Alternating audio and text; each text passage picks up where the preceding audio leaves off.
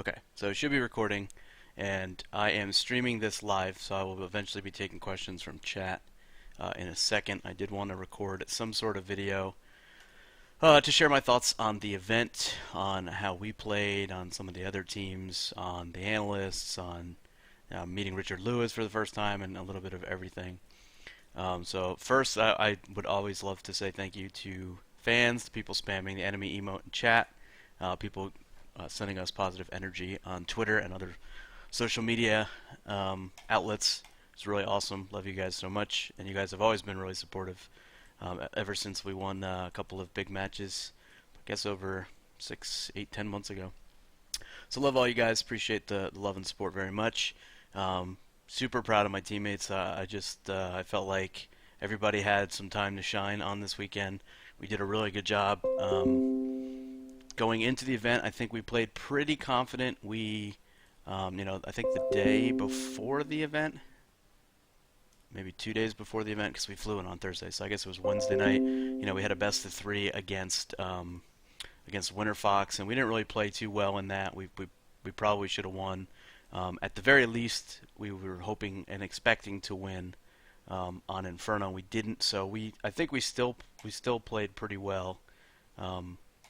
But not to the level that we were capable of in that match. So leading into the event, I think we felt a little bit mixed emotions. I felt like we would play better at the event than we did online in that particular match. And we had been spending a ton of time on a couple different maps, and we feel like our map pool is pretty strong.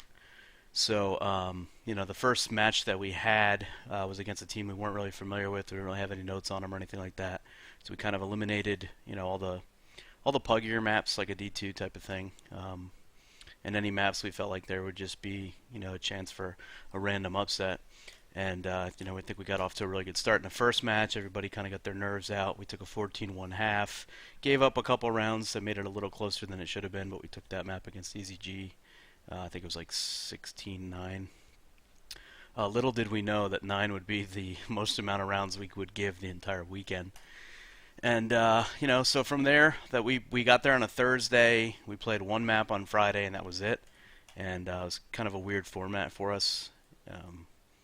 We were told, like, okay, you guys can come back tomorrow. I don't remember what time we ended up getting to the venue.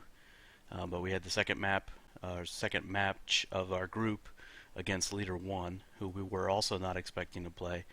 They played against Splice and beat them on Dust 2. Apparently Virtus went completely nuts.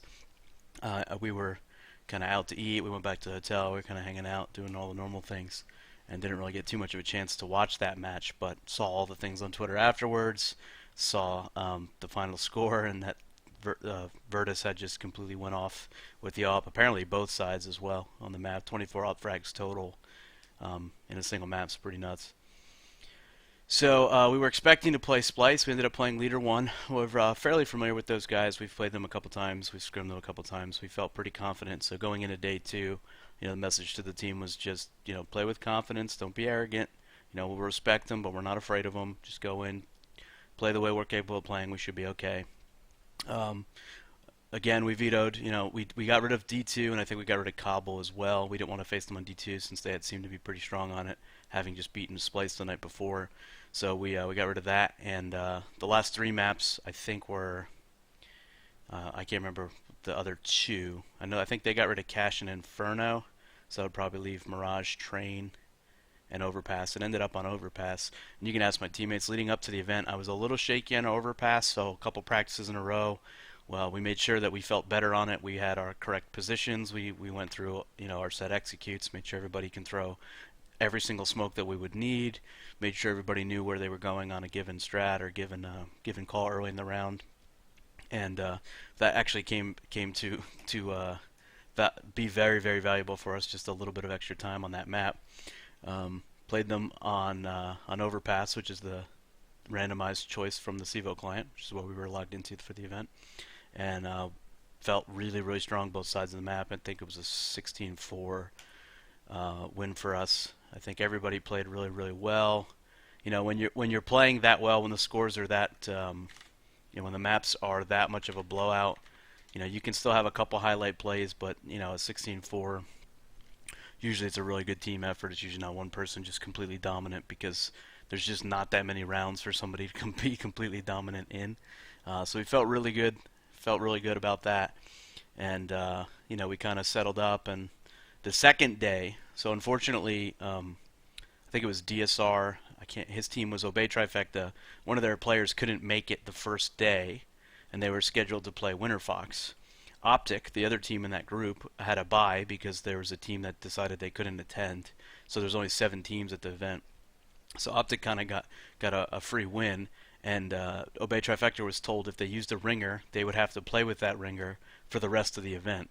And so they decided we'll just take the loss in the group play, and we don't really feel comfortable doing that. So they said we'll just wait till the next, to the second day of the event, and we'll just play with our regular 5th, who will hopefully be able to get to the event on time then. And so they did, and they actually played an incredibly tight series against Winter Fox. So again, just to recap, at that point we had beaten EZG 16-9 on cash. We had beaten Leader 1 16-14, I think, and I could be wrong on some of these scores, but I think I'm right. 16-4 on Overpass, and so we knew we were done. So we played one map Friday, one map Saturday, and then Saturday after ours, we decided to hang out for a bit because it was going to be the winner of, let's see, it was Winter Fox.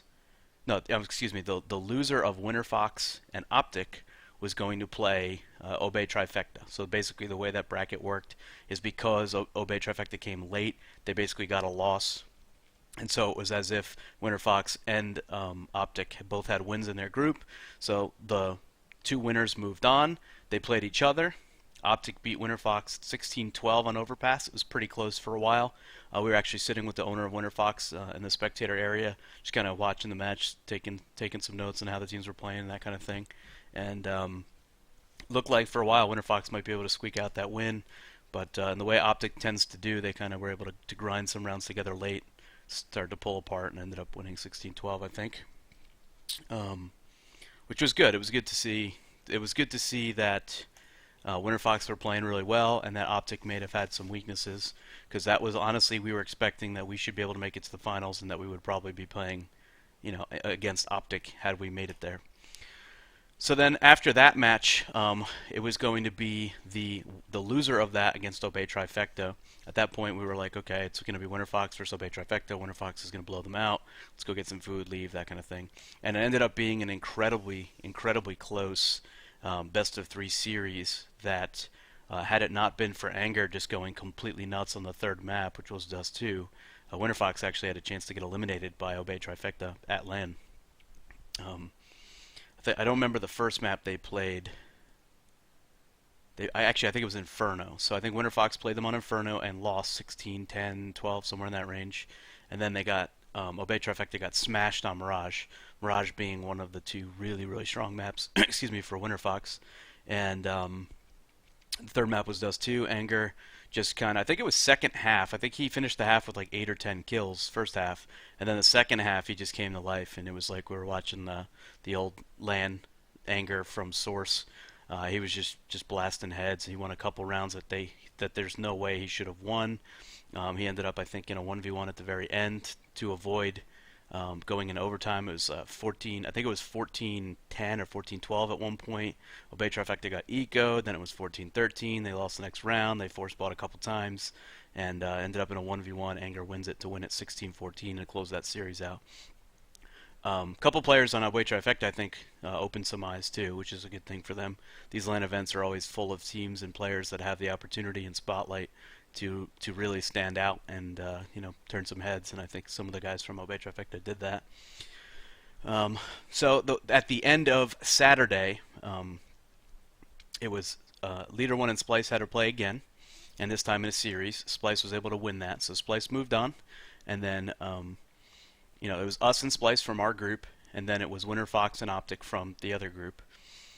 We would play the lowest seed out of the opposite group, which happened to be Winter Fox, and Splice would play the highest seed, which again Optic. So that was the 4 teams there. We felt we actually had the early match, so our match was scheduled I think at 10 a.m., which if you're a gamer, 10 a.m. is probably about 4 hours before you usually get up. So it was a little bit rough to be awake that early. We had a think we did a little bit of coffee. I actually don't think I think only a couple people actually cracked open a Monster Energy drink. Everybody else seemed to be, a cup of coffee kind of thing. And we got set up, warmed up, felt pretty good. Our warm-up time was a little bit shorter than the days prior. We got shuttled to and from the hotel venue, which is really cool for MLG to do that. And the first day we got shuttled, I think at like 2, but we didn't play till 5. So like we felt like we were kind of like over death matching and like too warmed up. It was kind of silly. This time the shuttle came to pick us up at 8:45. Got to the venue a little after 9. Had a little less than an hour to set up and death match and stuff, but worked out really well for us. And actually the Winter Fox guys got to the venue a little bit late. I don't know if they overslept or if they caught a different shuttle, but they didn't get there till maybe 9:20, 9:30. Got set up. Mainline and I had talked the night prior. I kind of got all my notes together to feel as comfortable and prepared as we could. We knew that they wouldn't play us on cash, and we knew we didn't want to play them on Cobble, which is probably their strongest map. So we actually figured all 3 maps. We figured we're gonna pick Inferno. They're gonna pick Mirage. We'll veto Cobble. They'll veto cash. And then the third map is either gonna be Train, which we don't feel like they like to play. That was one of their early vetoes in the tournament. Overpass, which we had seen them play, and what's the map I'm missing? And D2, which we had played them on and lost to them on earlier in the week. Again, that was the online match on Wednesday night, and we felt like the way we played. So we actually, just to be completely transparent, we were really testing some stuff out against them on Dust 2 that we had just added, trying to keep things fresh, and we felt like they'd work, but we screwed up a couple bad smokes, and like we really gave them some rounds the other night on Dust 2 testing stuff out, and we felt like now that we had those issues addressed, we could beat them on it if it came to it. And then maybe 10 minutes before veto time, I said, Mike, these are what I'm prepared to play them on, right? These are the maps, 4 or 5 maps that I'm comfortable and prepared on. What do you think? Do we still want to go with Inferno? And Mainline looked at me, he's like, I'm kind of feeling Overpass. And again, leading into the event, I was really worried. I thought our Overpass was pretty shaky. And, I was like, I feel like we can really beat them on Overpass. Like, I agree. I'm good with it if you guys are. Is everybody else okay with if we play Overpass? And they said, yeah. So I think they were probably a little surprised because, they played Optic on that map. It's one of Optic's best maps, and they almost beat Optic. So they probably were a little surprised that we didn't pick Inferno, and that we ended up picking Overpass, which I think was ultimately a very good decision for us. And went into, their map pick, which was Mirage. It's the first map. Got off to a little bit of a slow start, I think. If I remember right, we started CT side, and I think they took pistol. I think they took 3 or 4 straight. We had a really good eco round with Uber Opping, not Oppings, Jesus, that would be rough. Uber Scouting, excuse me, got a couple kills. I think Kusta got a CZ kill or 2, picked up an AK, got a kill. Then we traded out the last guy in a 2v1. And we felt like we really took some momentum from there. After that round, I think we had a 2v4, 2v5 with, I think, Mainline and Kusta maybe.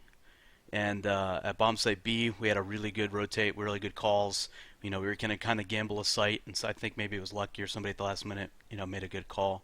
Got us to the site on time, hit a couple really nice shots. Mainline hit a couple really nice headshots. If it was Mainline, it might not be. The dude smells like hot dogs.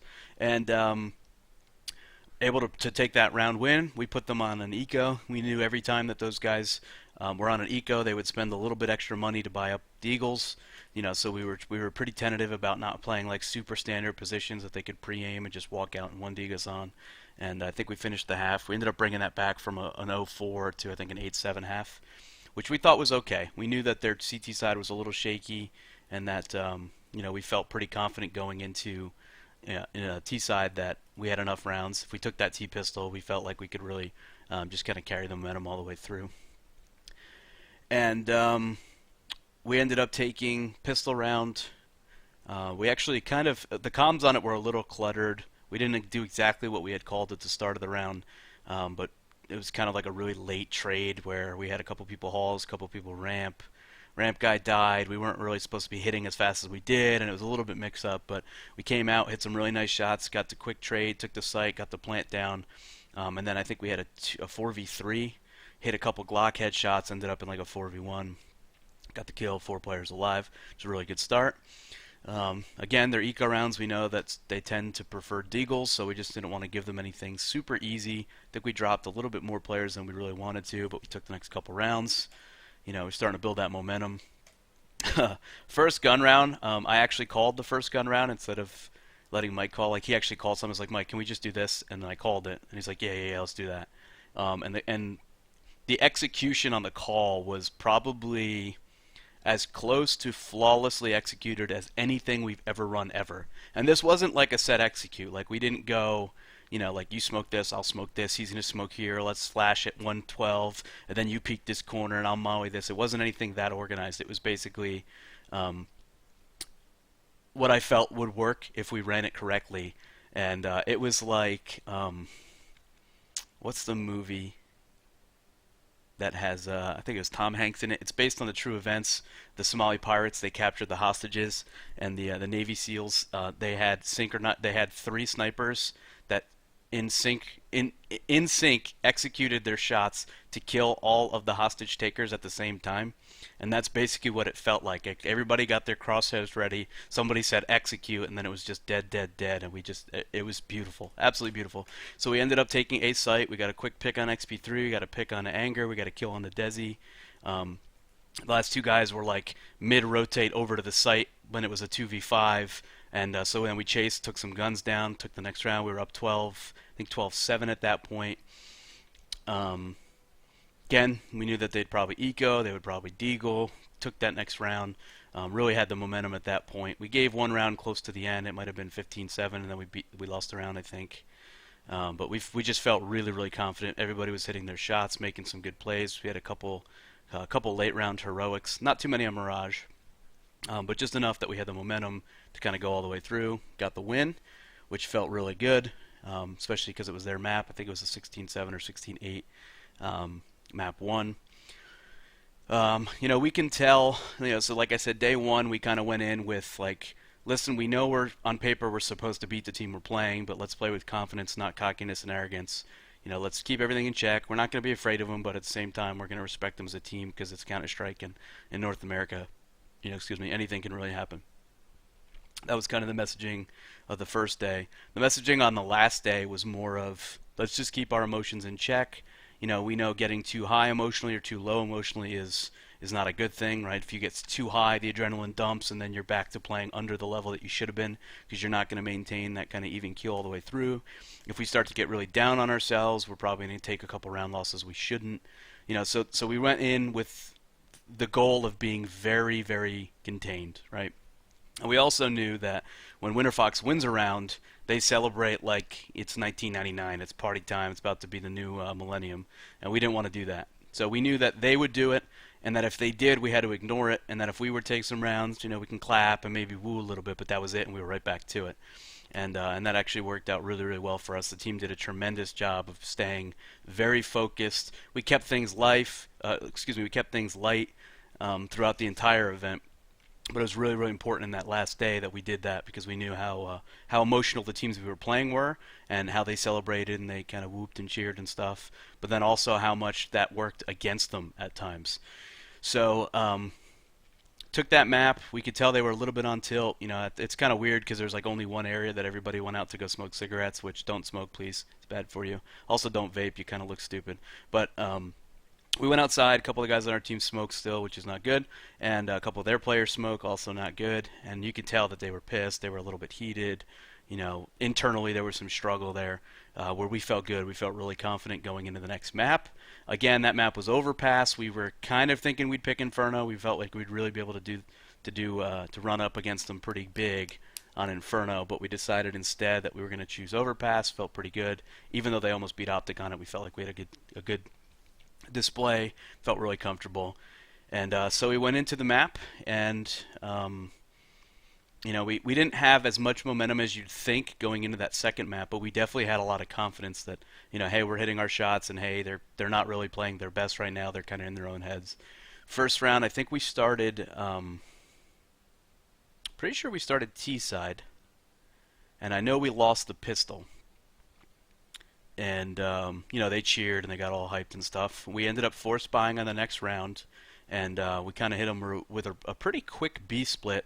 That was only quick because they kind of rushed off the sandbags to that connector area on overpass, and I can't remember who it was, but had a P90. I think got initially killed. His teammate got one, and then we traded back. So I think it ended up in a 4v3. It might have been a 3v3. Got the bomb down, fell off, played pretty good post plant. Ended up taking that round.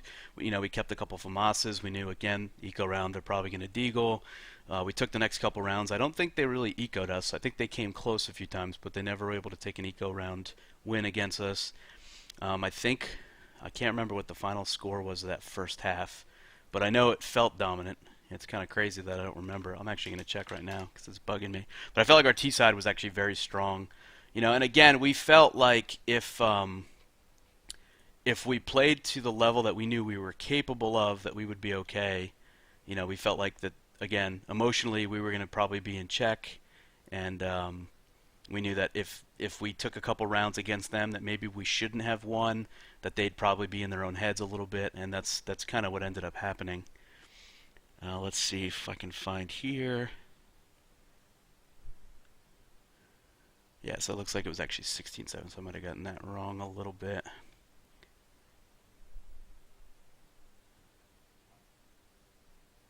I can't find the score. That feels bad, man. I'm gonna keep looking. So anyway, so we felt really good. Our T side was pretty strong. We knew our CT side on that map gives a lot of teams problems. Even if we're not really playing flawless CT side, we know that we felt like with the start that we had on that T side was actually 11 rounds, so it was actually a really strong T side. I thought it was 9, but 11 is cool.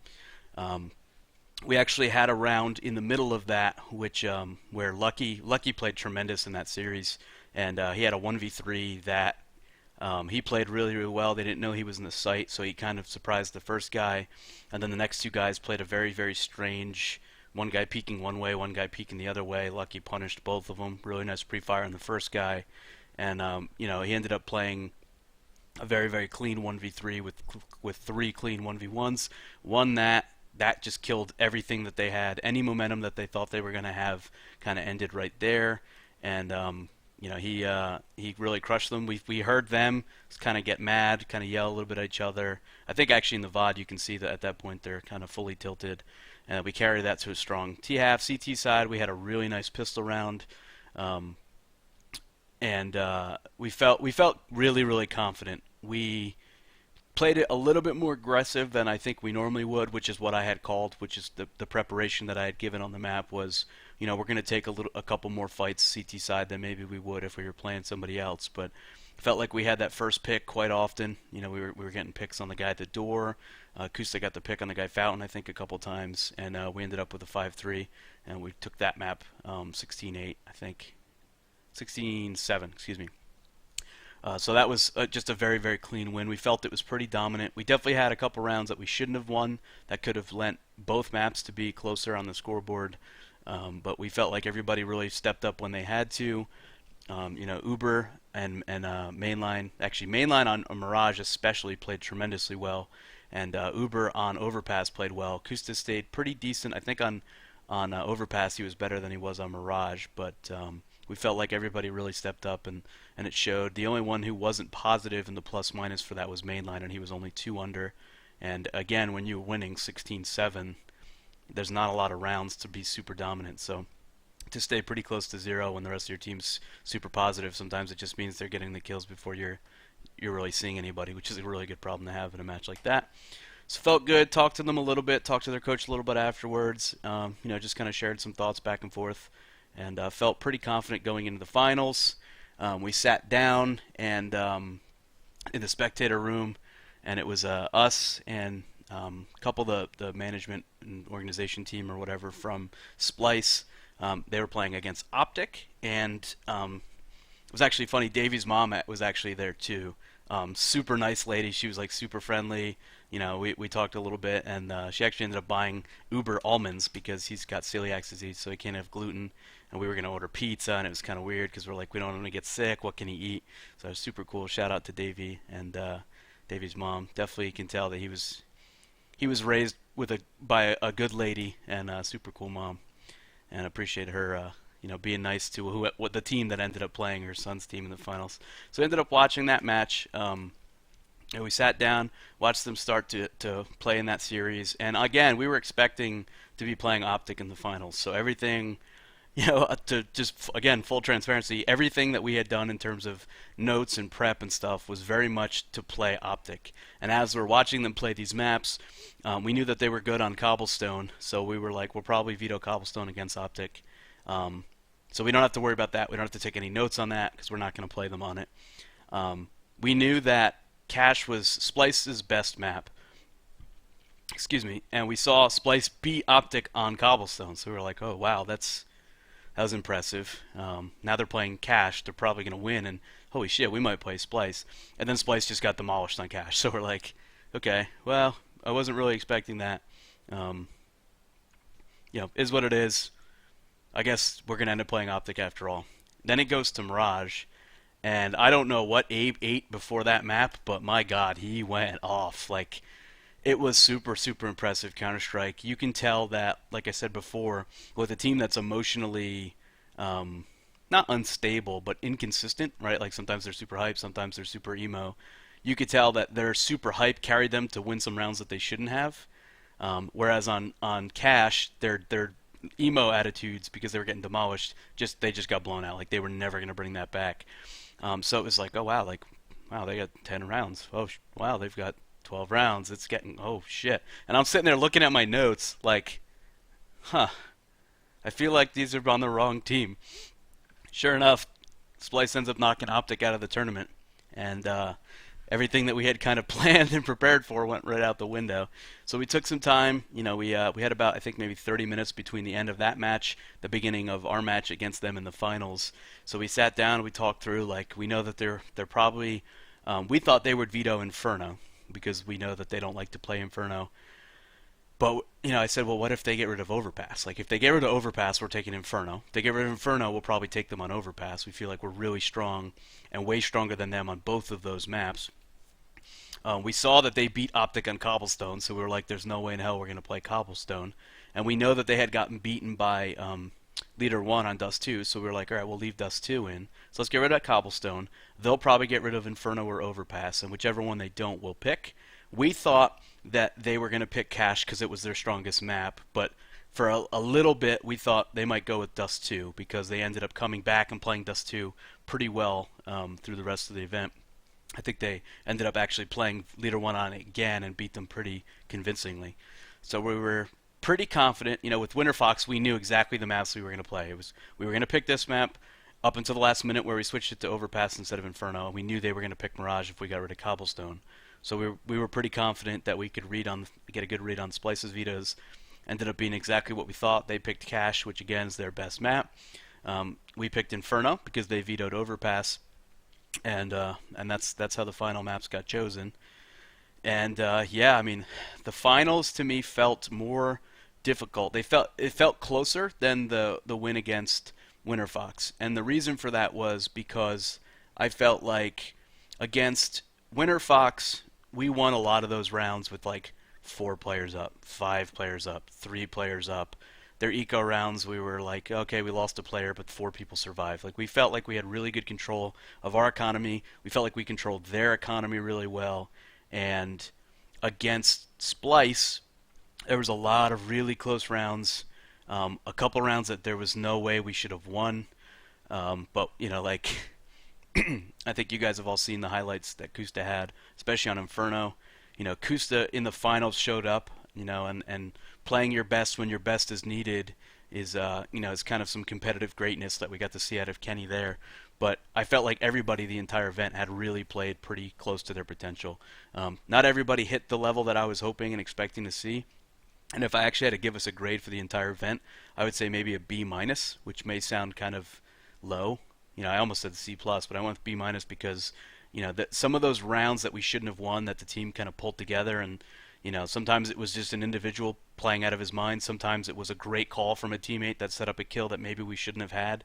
If everybody didn't do their jobs, there's no way we win this event. But at the same time, I feel like we never really got out of a certain gear. You know, we were second gear, and we never really got into third gear. And I definitely think there's a level above where we played at, which is really good. But come time for the finals, you know, on cash, we had a pretty good start to the map. We felt pretty confident going in that, you know, we knew it was their best map, but it's also one of our best maps, and we were never going to get rid of that map, right? There's some teams like if we feel we're good on Cobblestone, we still won't play Winter Fox on it because anytime we've played them on it, we just feel they have a level above our Cobblestone. We didn't feel like Splice had a level above our cash. We left it in. We were kind of happy that they picked it. You know, we got off to a good start, had a pretty good half. We were up 10-5 on our CT. We played pretty dynamically. We changed things up a lot. We knew how they like to take mid from just having played them before. And again, we didn't have any prep and notes on these guys, but we knew how we had played them in Pro League. And just kind of off memory, you know, I said, okay, this is probably what they'll do here. This is probably what they're going to do here. And we moved Kusta around really, really well. He was getting a lot of early picks for us on our CT side. Made them play with a man down quite often. Had a couple nice retakes. And overall, we played pretty well on our CT side. On our T side, on our pistol round, we knew they like to play retake on A, so we took A, got the plant, had 4 people alive, and Arya Ninja defused. I actually rewatched the VOD to see how they set it up. It was actually very nice. He had a smoke and a kit, smoked it, put the kit, had a player kind of body block him. We killed one, and it ended up being the wrong player, not the player defusing. We killed the diffuser like a half second after he defused it. And, you know, their side exploded. They were super hyped. Mainline kind of got a little mad, so the guys just let it go. Next round, let's take this next round. We're just going to end up ecoing them anyway. It's fine. Just keep, you know, bring the emotions back down. And sure enough, we ended up ecoing them. Ended up taking, and we went 6-2 the next half. Ended up 16-7. You know, a pretty dominant performance on that map. On Inferno, Inferno is a map that I think we play better than we did. And I would give us, if I had to give us a rating on that map, I would have given us a C, because, excuse me, our T side. We had a really, really good start. They had a couple eco rounds where they just ran pistols at us from both mid and banana, and we ended up in like 1v1s or 2v1s where we only had a player live. And they just basically kept doing it, and it was like one of those things that we should be able to make the adjustment to not give the guns that we were giving. You know, I think we ended up at maybe 8-4, 8-5, and ended up in an 8-7 half. So we really never kind of carried that momentum to just completely dominate them on T side and leave no chance at all. It ended up 8-7, which we felt was a good half because our CT is pretty strong, but we definitely could have played that better. And we also had a little bit of heroics from Kusta. You know, he had a 1v3 early in the half, might have been first gun round or second gun round, something like that, that we carried some momentum off of. And you know, I think on that map they took the pistol, if I remember right. Let me think back to our T pistol. Yeah, I'm pretty sure they took the pistol. So they had a little bit of momentum.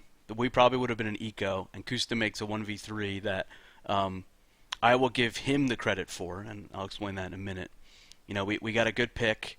I think one of their players, might have been Abe, was in construction. Shouldn't have peeked, but you kind of get why he peeked it. There's only 10 seconds left in the round. He peeks, Kusta gets the kill, throws the smoke, plants in the smoke, and then played a very, very clean 1v2. Used the smoke to kind of get around, took a 1v1 with the op. You know, and if you're going to give an op, especially an opper like Kusta, 1v1s, he's gonna win them almost all the time. And again, up until that point, I think the casters had been a little bit disappointed in his op, but had really praised his rifle. Kusta's rifle's really good, and his op came alive in the finals, and it really opened it up on Inferno. We started to build some momentum there. We knew, again, they're an emotional team. They're probably going to be a little bit tilted by that. Comes back later in the half. There's a 2v5. He gets a couple picks. His teammate goes down. He's got 10 seconds left in a 1v3. Abe comes around from behind to flank him. Hits him, I think it was like an 81-3 kind of thing, left him with 9 HP, and then for whatever reason they could have given him the plant, and instead all 3 of them push, and they push in angles where Kusta's positioning let him take 1v1s. He wins a ridiculous 1v3 that he never should have had the opportunity to win, and I mean the momentum at that point, we just felt like there's no way we can lose this. Switch half, pistol round. Kusta has a couple crazy headshots, which we ended up winning that pistol round. Played pretty solid overall. Couple really good retakes, couple nice holds at bomb site B. Couple early frags that really gave us number advantages, and you know, and then RCT side was an 8-2 where we felt like we kind of coasted a bit. So super proud of the team overall. Had a lot of fun at the event. There was no delays, there was no crashes. We had one issue, I think, where TeamSpeak went down that cost us a round because people were calling stuff and no one could hear each other. So you got the noise canceling headset on, so that kind of sucked. But aside from that, I mean, just a very, very well run event.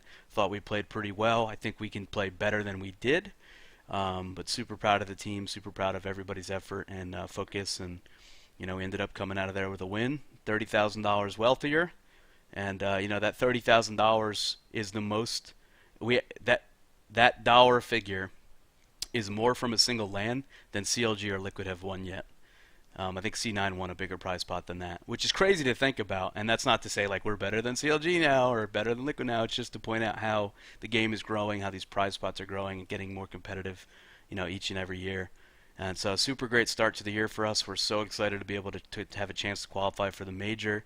We know we're going to have to put a lot of work in, and like I said, I feel like that was a B minus from us, to the point where, if we can play a B or B plus, that we'll continue to beat some of the teams we've already beaten. But it's going to take an A minus or better to be able to qualify for this major, and that's the type of effort we're hoping to put in. Other things that I wanted to share. we kept things pretty light. I think it's a good thing when everybody's emotions are in check. You can kind of laugh a little bit. We didn't want it to be too silly, but at the same time, we didn't want it to be super tense. And a good way to ease nerves and stuff, especially with some young guys on the team, is to kind of keep things light. A little bit of levity never hurts.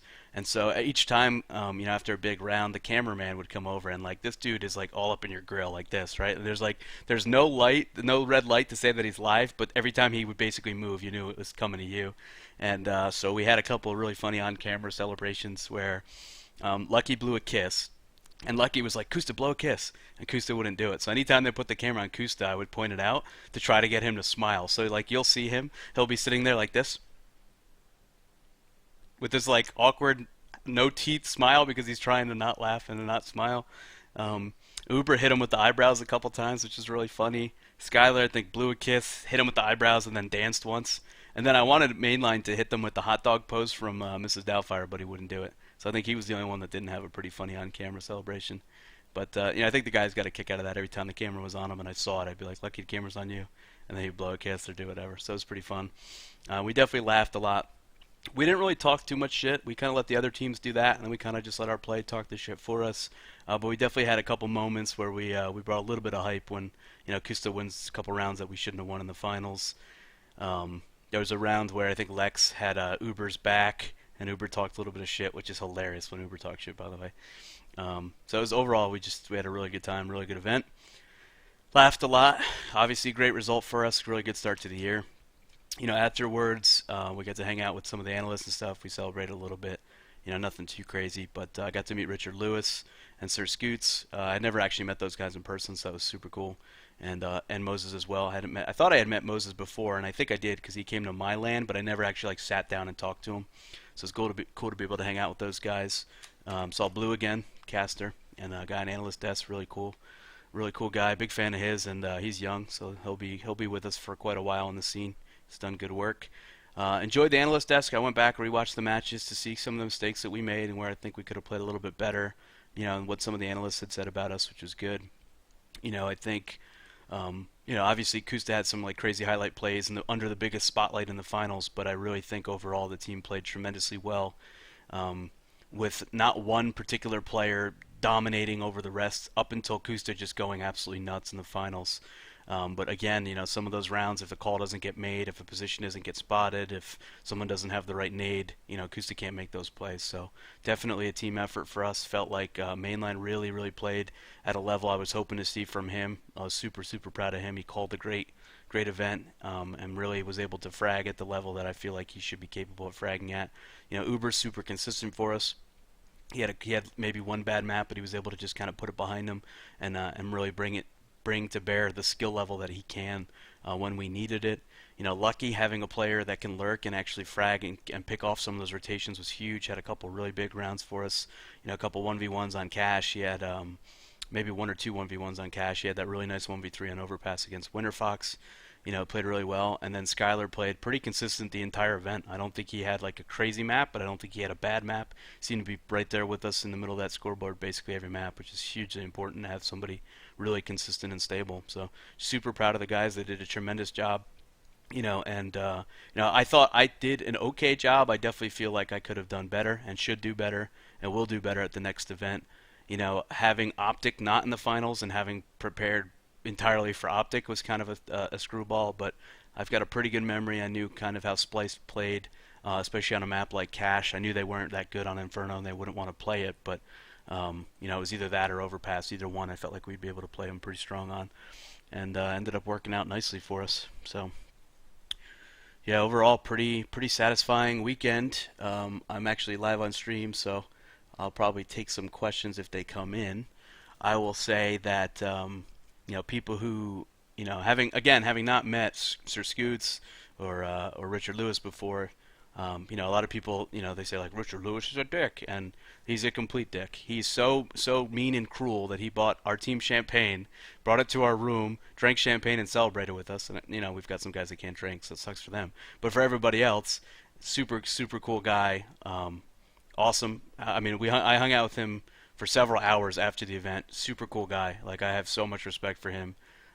He's definitely what he says is what he thinks, right? Like, there's no mystery, there's no shadiness. He's going to tell you what he thinks, good, bad, or indifferent, which I respect the hell out of, because there's really not a lot of people like that in today's society. Everybody's kind of two-faced. Scoots was super cool. I actually went up to him and was like, Scoots, can you do me a favor, man? He's like, what's up? I'm like, can you unblock me on Twitter? Because he had me blocked, long story. And he told me, he's like, I'll tell you what, you guys win this event and I'll unblock you. And right after we win the event, Scoots tweets me like, unblocked, I'm a man of my word, which I thought was super cool. And just had a really good time. So really enjoyed all of those guys. Really great event. It was fun to hang out with my team, my teammates. We had some good laughs, had some good food. And yeah, overall, very satisfying weekend for us. So we go back to work. We've got Fragadelphia this coming weekend, which I'm still undecided if I'm going to attend, but I'd say like an 80% chance that I'll be there, barring some poor weather conditions, because I don't want to fly if it's snowing. And then we've got to put in a lot of work between now and the major qualifier. Hopefully we can get some stickers in the game, and really looking forward to it. I think that's it. Look over real quick to chat, see if there's any questions. And I don't think I see anything in particular.